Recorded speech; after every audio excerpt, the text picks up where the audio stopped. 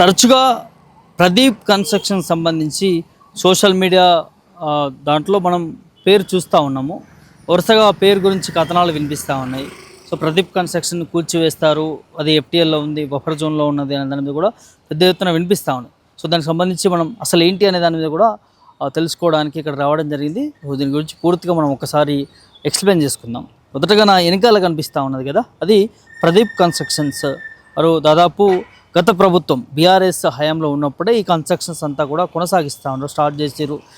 ఇది ఆల్మోస్ట్ పూర్తి కావడానికి వచ్చిందని చెప్పుకోవచ్చు. దీంట్లోకి గృహ ప్రవేశాలు కూడా జరుగుతూ ఉన్నాయి. అందులోకి ఎవరైతే ఈ ప్లాట్లు కొనుక్కున్నారో వారందరూ కూడా వెళ్ళి నివసిస్తూ ఉన్నారు. ఇంకా కొన్ని పనులు జరుగుతున్నాయి.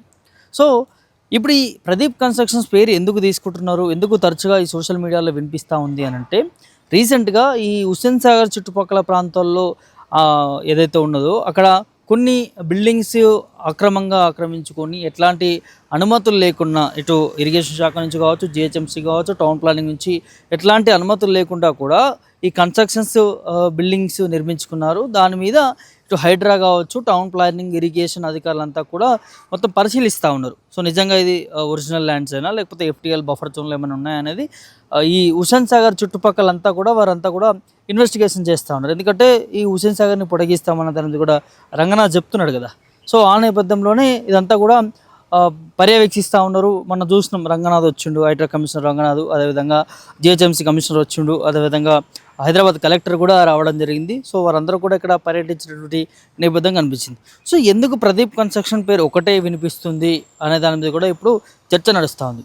సో ఇటు కాంగ్రెస్ నేతలు ఏమంటున్నారంటే, ఈ ప్రదీప్ కన్స్ట్రక్షన్ సంబంధించి కేటీఆర్ బినామీ గతంలో కేటీఆర్ ఎప్పుడైతే ఈ రాష్ట్ర పురపాలక శాఖ, అదేవిధంగా ఐటీ శాఖ ఉన్నాడు కదా కేటీఆర్ గతంలో టీఆర్ఎస్ గవర్నమెంట్లో. సో అప్పుడు తన బినామీ అయినటువంటి ఈ ప్రదీప్ కన్స్ట్రక్షన్స్కి ఇక్కడ అన్ని పర్మిషన్స్ ఇచ్చాడనేది కాంగ్రెస్ నేతలు మాట్లాడుతూ ఉన్నారు. దానికి అదునుగా, ఈ పర్మిషన్స్ ఇచ్చిన దానికి అదునుగా కేటీఆర్కి జన్వాడ ఫామ్ హౌస్ అప్పగించాడు, జన్వాడ ఫామ్ హౌస్ కట్టించాడు, ఇక్కడ కిట్ ప్రోకో జరిగిందనేది కాంగ్రెస్ నేతలు అద్దంకి దయాకర్, మిగతా నాయకులందరూ కూడా మాట్లాడుతున్నారు. సో కేటీఆర్ బినామీ ప్రదీప్ కన్స్ట్రక్షన్ పర్సన్ అనేది ఇక్కడ వారు పెద్ద ఎత్తున ఆరోపణలు చేస్తూ ఉన్నారు. సో అది ఒకటి వినిపిస్తూ ఉంది. దాంతోపాటు ఇక్కడికి వచ్చినటువంటి కొంతమంది సీనియర్ జర్నలిస్టులు ఇక్కడ ప్రదీప్ కన్స్ట్రక్షన్స్ కావాల్సుకొని ఏదో ప్రభుత్వము, ఇటు హైడ్రా కమిషనర్ రంగనాథ్ ఇందులో ఇది లాక్కోవడానికి, బెదిరించడానికి పాల్పడుతుంది, మరి అది బఫర్ జోన్లో లేదా, ఇది బఫర్ జోన్లో లేదా, ఈ రైల్వే స్టేషన్ బఫర్ జోన్ లేదా అని మాట్లాడుతూ ఉన్నారు.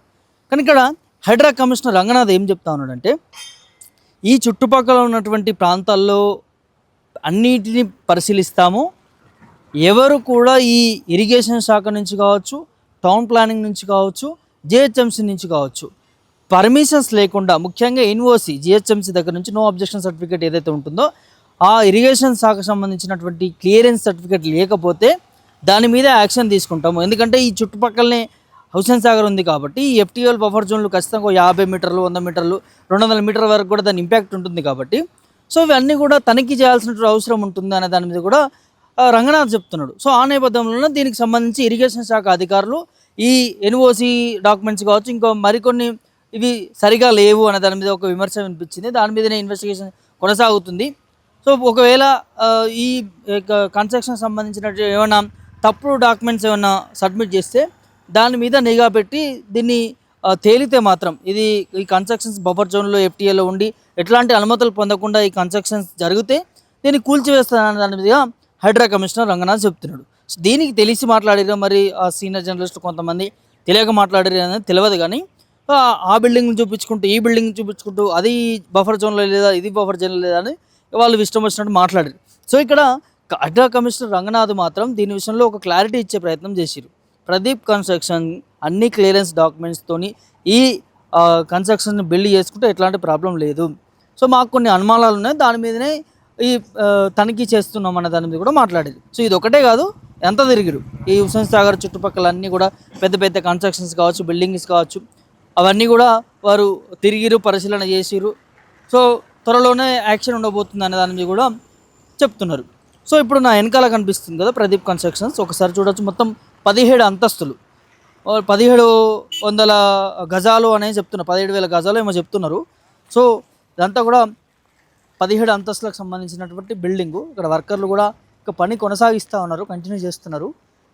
పూర్తి కావడానికి 1 ఇయర్ లోపల 6 to 1 ఇయర్ లోపల పడుతుంది అనేది కన్స్ట్రక్షన్స్కి సంబంధించినటువంటి యజమానులు మాట్లాడుకుంటున్నాయి అయిపోయింది అన్నట్టుగా.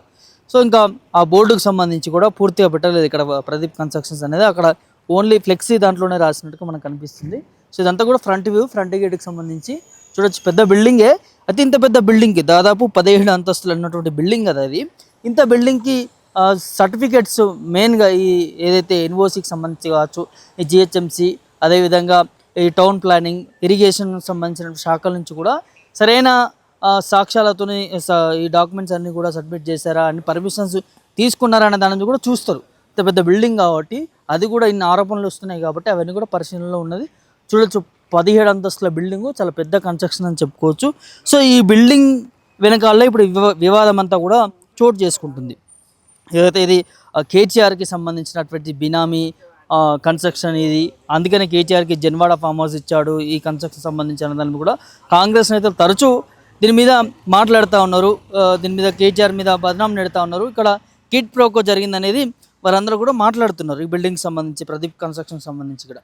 మరి ఇంత బహిరంగంగా కాంగ్రెస్ నేతలు మాట్లాడుతున్నప్పుడు దీంట్లో వాస్తవం లేదనుకుందాం, తప్పు జరిగింది, లేకపోతే ప్రభుత్వమే కాంగ్రెస్ నేతలే కావాల్సుకొని కేటీఆర్ మీద బురద చల్లుతున్నారు అని అనుకున్నప్పుడు, ఇది నిజం కాదనుకున్నప్పుడు కేటీఆర్ మాట్లాడాల్సినటువంటి అవసరం ఉంటుంది.